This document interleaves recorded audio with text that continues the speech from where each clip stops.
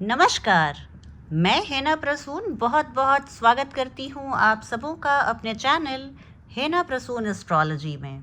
आइए ज्योतिष के एक नए कार्यक्रम में आज चर्चा का विषय रहेंगे सूर्यदेव। जैसा कि हम सभी जानते हैं 17 अक्टूबर 2021 को लगभग दोपहर के 1 बजे सूर्यदेव राशि परिवर्तित कर रहे हैं और अब वो अपनी साइन ऑफ डेबिलिटी यानी अपने नीच राशि तुला राशि में प्रवेश करेंगे।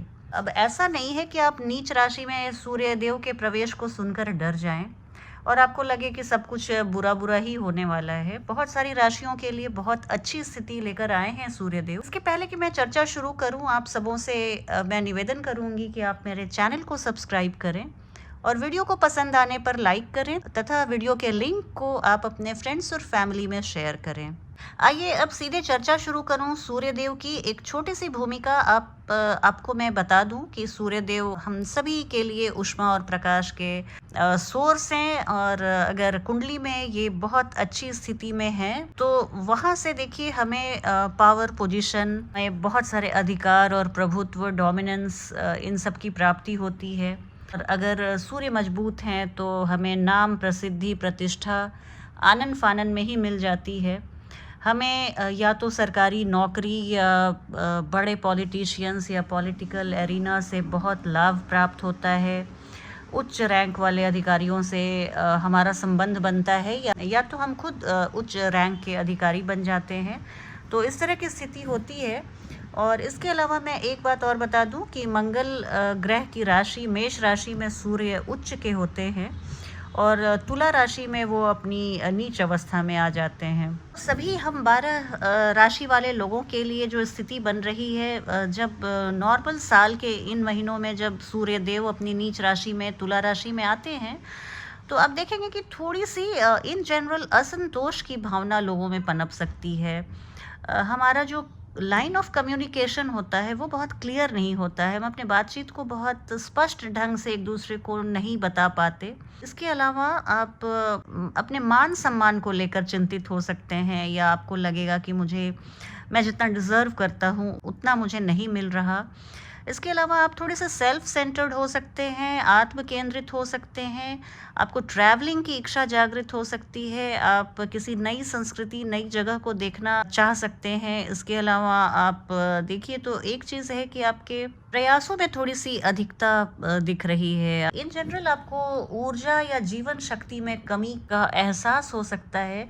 हालांकि इस नियम को आप रूल ऑफ थंब नहीं मान सकते। हर कुंडली अलग अलग होती है। हम सभी की कुंडलियों में सूर्य अलग अलग डिग्रियों में अलग अलग भावों में होंगे तो उस हिसाब से हमें अलग अलग फल मिलेगा। मैं एक बहुत मोटे तौर पे बात बता रही थी। और इसके बाद 16 नवंबर 2021 को करीब दोपहर के 12:50 पे सूर्यदेव अपनी राशि परिवर्तित करके वृश्चिक राशि में प्रवेश कर जाएंगे। बात अगर वृषभ राशि वाले लोगों के लिए करूं तो देखिए वृषभ राशि वाले लोगों के लिए सूर्य आपके चौथे भाव के स्वामी होते हैं। चौथा भाव हमारे भवन भूमि माता का होता है और यहाँ से सूर्यदेव आपके छठे घर जो आपके कंपटीशन का है, आपके रोगों का है, आपके शत्रुओं का है और आपके कर्जों का है, वहाँ पे गोचर कर रहे हैं। तो जो लोग घर खरीदने की योजना बना रहे हैं उन्हें मैं इतना ही सलाह दूंगी कि वो 1 महीने के लिए इंतज़ार करें, क्योंकि यह समय अभी नए घर खरीदने के लिए अनुकूल नहीं है। सूर्य आपके षष्ठम में है और यहाँ पर हालांकि सूर्य को षष्ठम अष्टम का दोष नहीं लगता, फिर भी एक छोटी सी सावधानी बरतने में, कुछ एक्स्ट्रा प्रिकॉशन लेने में कुछ नहीं आपका बिगड़ता। और इसके लिए मैं देखूंगी कि आप थोड़ी सी आपकी मति भ्रम हो सकती है। आप किसी लिटिगेशन वाली प्रॉपर्टी को खरीदने के लिए आमदा हो सकते हैं, इंटरेस्टेड हो सकते हैं। और इस अवधि में चूंकि सन फॉल साइन में है तो आपके दुश्मन आप पर थोड़े हावी होते हुए दिख रहे हैं, इसलिए आपको सावधान रहने की सलाह देती हूँ मैं। और ये भी आग्रह करूँगी कि आप लोगों को अननेसेसरी टिफ में आप ना पड़ें, लोगों के साथ छोटे मोटे विवादों और झगड़ों में ना पड़ें।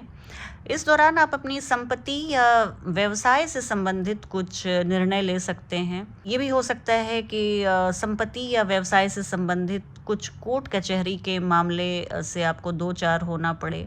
छात्रों की बात करूं तो छात्रों को, स्टूडेंट्स को कंसंट्रेशन में थोड़ी कमी दिख सकती है। और वो थोड़े से ना बहुत प्रेशर से गुजर सकते हैं, पढ़ाई के प्रेशर को लेके, परफॉर्मेंस के प्रेशर को लेके। तो थोड़ी सी ये आपके लिए पढ़ाई करने की जो जर्नी है, ये थोड़ी आपके लिए मुश्किल पड़ सकती है। थोड़े से आप स्ट्रेस में दिख रहे हैं मुझे।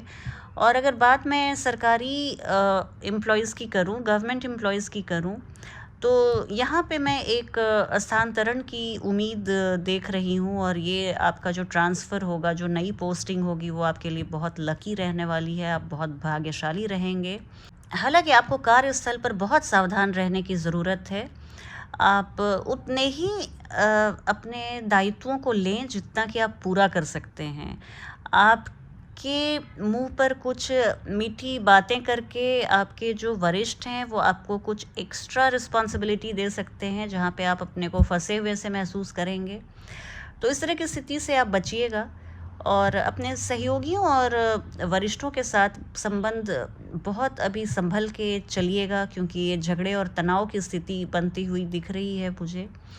और आपके आत्मसम्मान पे थोड़ी भी आँच ना आए। किसी भी तरह की बहसबाजी में अपने को पड़ने से बचाइए। अगर सेहत की बात करूँ, अगर आपको हाई कोलेस्ट्रॉल या हाइपरटेंशन, बीपी की समस्या है, ब्लड प्रेशर की समस्या है, तो वहाँ पर आप थोड़े से सावधान रहिए। यहाँ पे आप अपने हार्ट का बहुत ही ज़्यादा ध्यान रखिए। ब्लड स्ट्रीम, आप रक्त संबंधी विकार कोई ना पनपने पाए, इसके लिए आप थोड़े से प्रयासरत रहिए। और इस दौरान आप ऋण लेने से बचिए, क्योंकि इस दौरान आप अगर किसी को कर्जा देते हैं या कहीं से आप कर्ज लेते हैं, तो दोनों स्थितियों में आपको ऋण चुका पाना बहुत लंबा समय ले सकता है। या आपने किसी को कर्ज दिया तो फिर वो भी व्यक्ति आपको ऋण चुकाने में काफ़ी लंबा समय ले सकता है। तो इस तरह की स्थिति से आप बचिएगा। सूर्य देव की आप आराधना करें, आदित्य हृदय स्तोत्र का पाठ करें। आपके लिए सूर्य का ये गोचर बहुत अच्छा रहने वाला है।